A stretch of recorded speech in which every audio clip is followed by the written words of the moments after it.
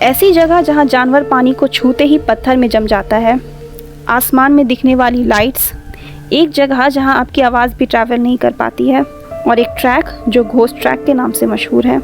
दुनिया में कई ऐसी चीज़ें और प्राकृतिक जगह हैं जिसे अब तक रिसर्चर्स भी एक्सप्लेन नहीं कर पाए हैं। तो चलिए जानते हैं।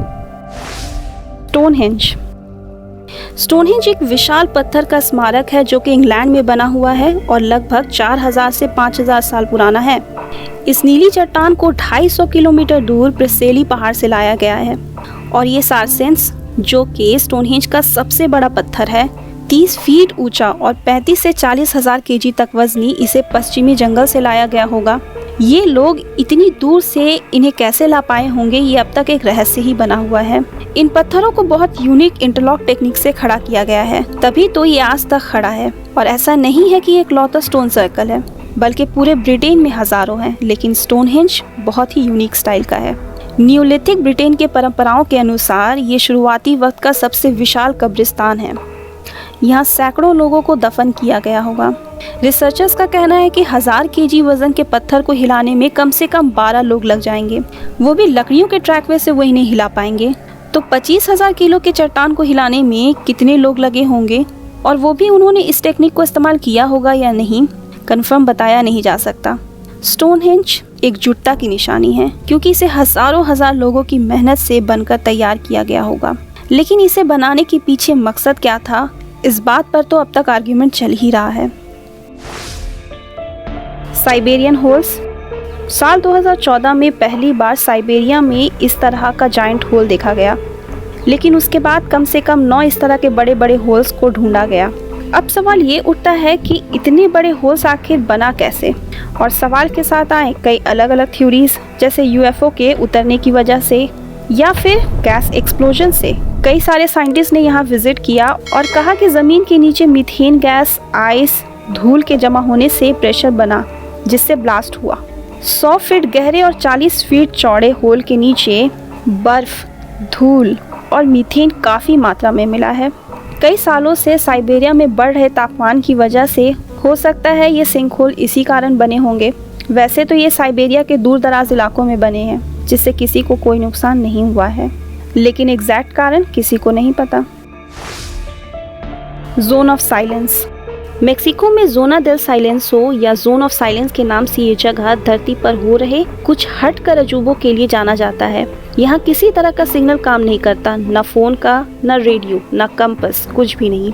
इस जगह को 1930 में फ्रांसिस्को सेराबिया नाम के एक पायलट ने इस जगह के बारे में कंप्लेंट किया था। उन्होंने कहा कि इस एरिया से पार होते हुए उनका रेडियो सिग्नल काम करना बंद कर गया था। इसे मेक्सिको का बर्म्यूडा ट्रायंगल भी कहते हैं।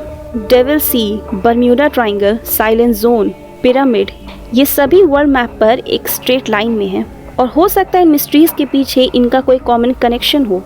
जुलाई 11, 1970 में यूएस एयरफोर्स ने एक मिसाइल लॉन्च की, जिसे white sand range, new Mexico में जाकर लैंड करना था, लेकिन ये बहुत ही रहस्यमय तरीके से जोन ऑफ साइलेंस की तरफ खींची चली गई और जाकर क्रैश कर गया। वैसे तो वहाँ बहुत हाई मैग्नेटिक फील्ड जांचा गया है, लेकिन क्या ये इतना पावरफुल है कि मिसाइल जैसी हेवी ऑब्जेक्ट को अपनी तरफ अट्रैक्ट कर ले? इस सवाल पर अब तक क्वेश्चन मार्क लगा हुआ ही है। नात्रन लेक। तंजानिया में एक नात्रन झील है और वो दुनिया का सबसे खतरनाक झील है। खतरनाक इसलिए क्योंकि इसके कांटेक्ट में आने के बाद कोई भी परिंदा या प्राणी मरने के बाद पत्थर से जम जाता है।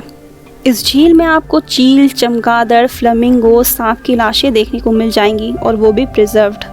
इस भयानक दृश्य की फोटोग्राफी ब्रांड ने किया था और ये पक्षियों की लाश उन्हें झील के किनारे पड़े हुए मिली थी, और फिर ब्रांड ने इन्हें इस तरह से इन्हें एक डाल पर बैठाकर इनका पिक्चर निकाला।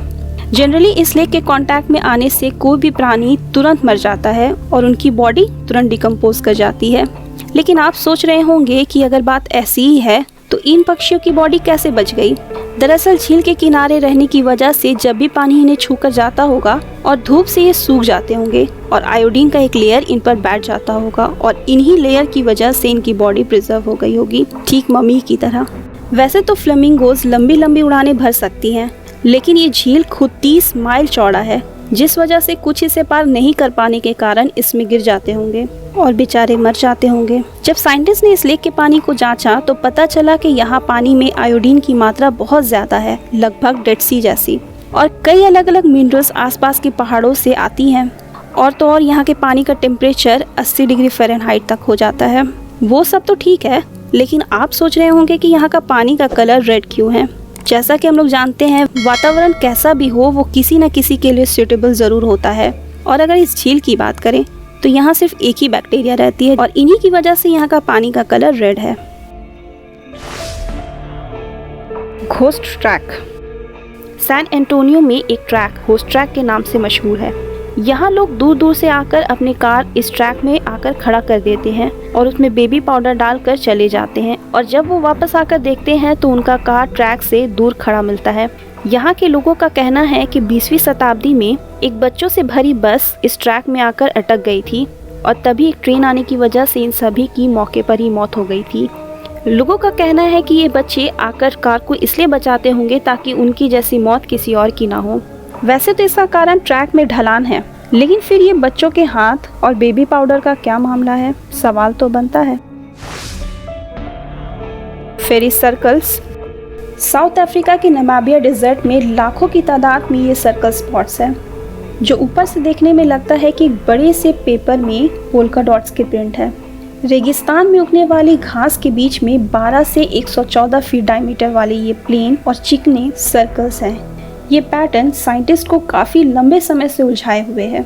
अलग अलग तर्कों में एक ये भी तर्क था कि ये घास इन सर्कल्स में उगने की वजह पानी की कमी हो सकती है, और हो सकता है कि इन सभी का जड़ सर्कल के अंदरूनी हिस्से में होगा।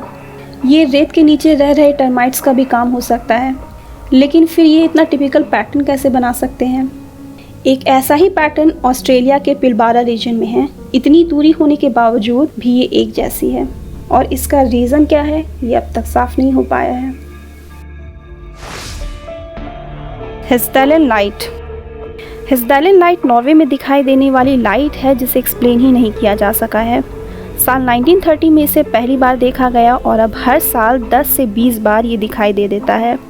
कभी कभी तो ये मल्टीपल कलर्स में चमकती है और ये फ्लैश कुछ मिनटों से लेकर 1 घंटे तक भी होती है। और ऐसा नहीं है कि ये सिर्फ रात में ही दिखाई देता है, बल्कि कई बार तो ये दिन में भी दिख जाती है। रिसर्चर्स इसके होने के पीछे का एग्जैक्ट कारण अब तक नहीं बता पाई है। आपको सबसे ज़्यादा सरप्राइजिंग क्या लगा कमेंट कर ज़रूर शेयर कीजिएगा, और हाँ, चैनल को सब्सक्राइब प्लीज़ कर लीजिए।